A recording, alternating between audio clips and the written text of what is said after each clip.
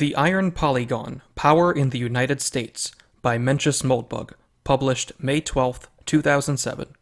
In case it's not already clear to my readers, this small but discerning bunch, one of our many goals here at UR is to paint a simpler, more compelling picture of present history than either the official story or any of the many well-known counter-narratives.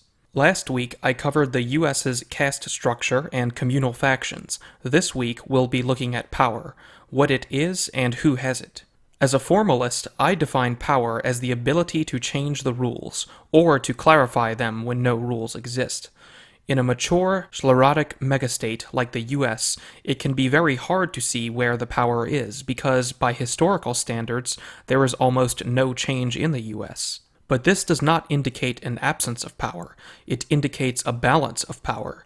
It means the various forces exerting pressure in various directions cancel each other, at least mostly.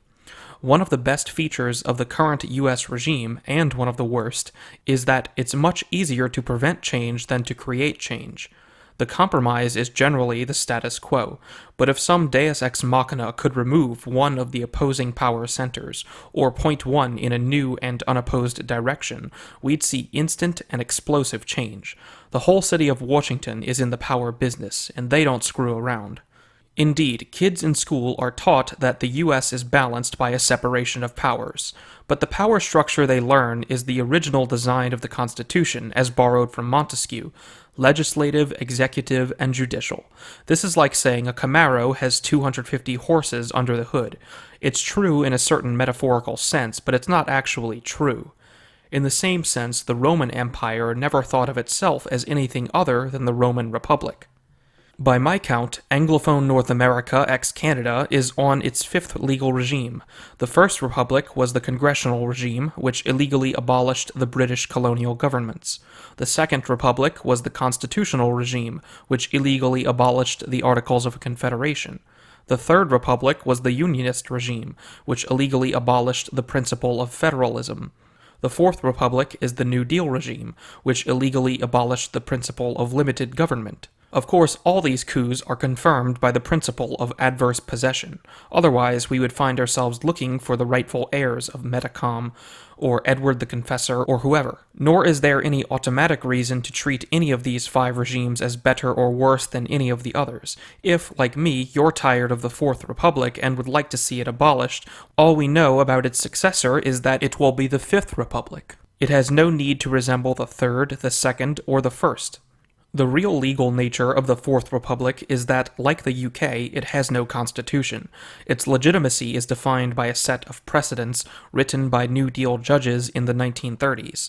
These have obscure names like Footnote 4, West Coast Hotel, and Wickard v. Filburn. These precedents establish the Fourth Republic as a universal and absolute government, subject only to a few isolated limitations, which in practice do not matter at all.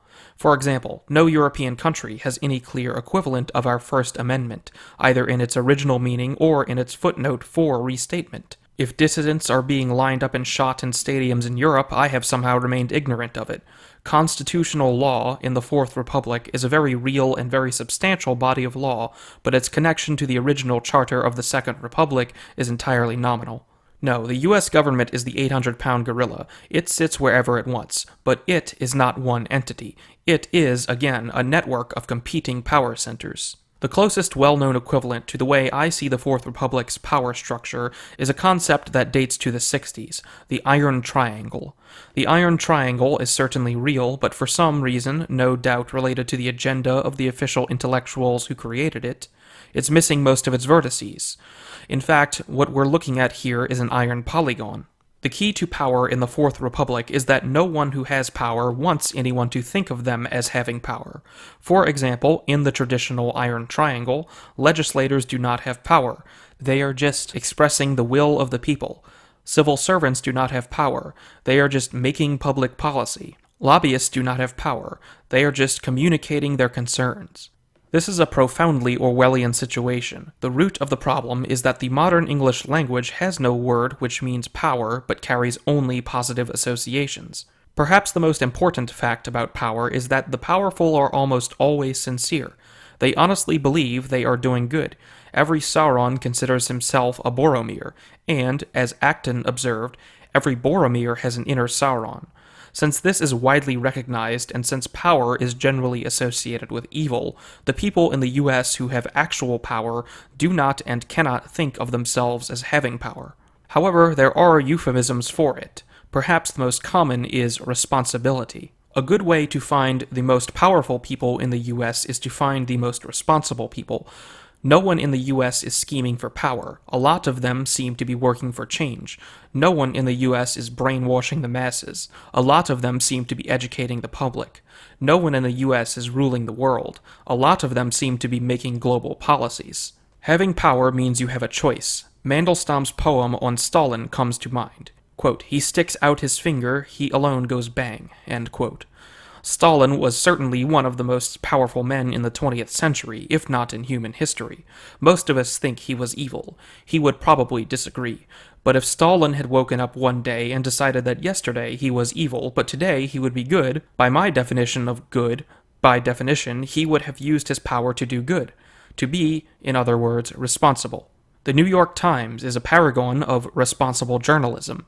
It, or at least its journalist, would like us to be concerned about global warming. We can tell this by the fact that they write many stories on the subject. Surely, if they didn't want us to think about the subject, it is within their personal discretion to avoid it. They don't. And since many people read the New York Times, many of us are concerned about global warming. But if these same journalists were to wake up one day and decide that instead we should not be worrying about global warming, but about black crime, or Iranian outrages, or the menace of marijuana, they could write those stories instead. Granted, if they just turned on a dime this way, they might surprise us a little. It would probably work better if they gradually phased out the global warming and phased in the black crime. But at bottom, this choice is their discretion, and since we have freedom of the press, no one can stop them. Let's say that to be a major vertex of the polygon, you need two attributes. One, a vertex must have power, that is, responsibility. Two, it must be protected from public opinion, that is, insulated from politics, that is, democracy. If you have one of these but not the other, you are at best a minor vertex. The press, aka MSM, is a major vertex because, as we've seen, it has power, and it is doubly protected. First, no one elects the press, and second, if journalists were elected, they'd simply elect themselves, since they pick the credible candidates. These would all be journalists, by definition. See how nice this system is? The White House, customarily referred to as the President, is only a minor vertex. Its legal power is considerable, but its protection is lousy. It was national news a few years ago when an open mic caught the president insulting a New York Times reporter. How often do you think that one goes the other way? The White House can challenge the Polygon's program on a few issues, which necessarily thus become high profile. But the Fourth Republic, at any one time, is doing thousands and thousands of things. Almost all of them are done the Polygon's way, and when they are not, it is deeply shocked and offended. So in general are the voters for obvious reasons, so there is a strong reason to minimize these deviations. The Polygon might be defined as the extended civil service.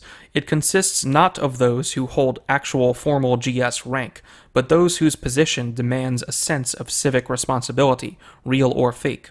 The major vertices of the Polygon, by my count, are the press, the universities, the judiciary, the Fed, and the banks, the Hill, congressional staff, the civil service proper, the NGOs and transnationals, the military, the Beltway bandits, defense and other contractors, and corporate holders of official monopolies, such as intellectual property.